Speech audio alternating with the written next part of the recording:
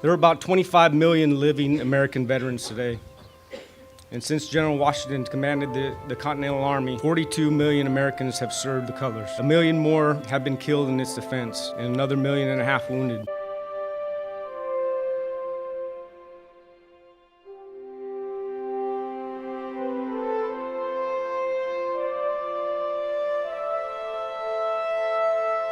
These are small numbers compared to the billions across the planet and billions yet still unborn that live free because Americans have fought and died for their freedom.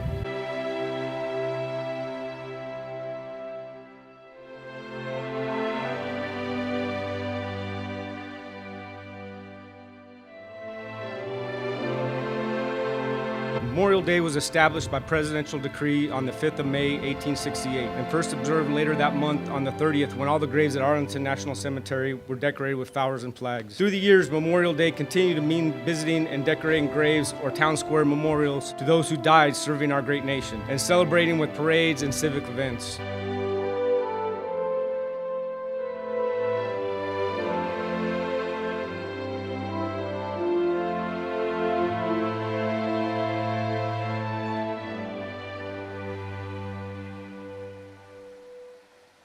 Americans in the past kept the day quiet, pausing to remember, at least for a little while, the kind of men and women that so willingly gave that last full measure.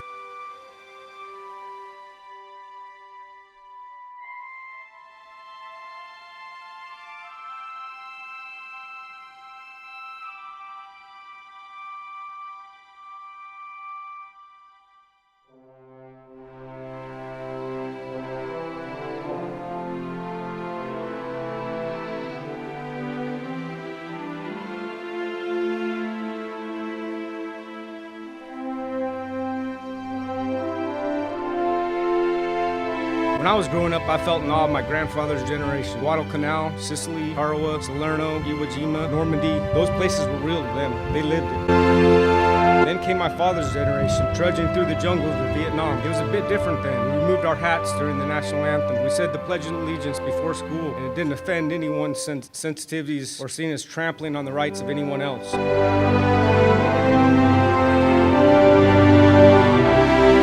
Memorial Day was a day to remember our heroes, with a day of reverence to repay the debt that we could truly never repay. We live in a different time today, and people have indeed lost something of quality over the years. We don't always see that same selfless devotion to something bigger than ourselves.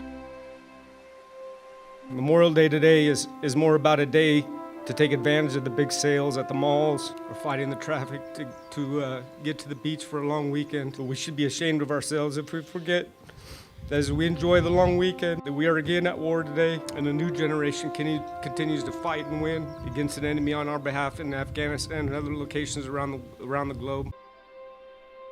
Only about 1% of Americans serve today, but I can say with confidence that Americans will always stand for what is right.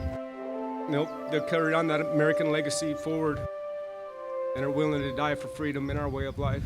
Memorial Day is not as much for our families of the fallen or for us who have been to combat and endured losses. We remember those guys every day. Memorial Day is for the rest of the nation's citizens to remember and say thank you.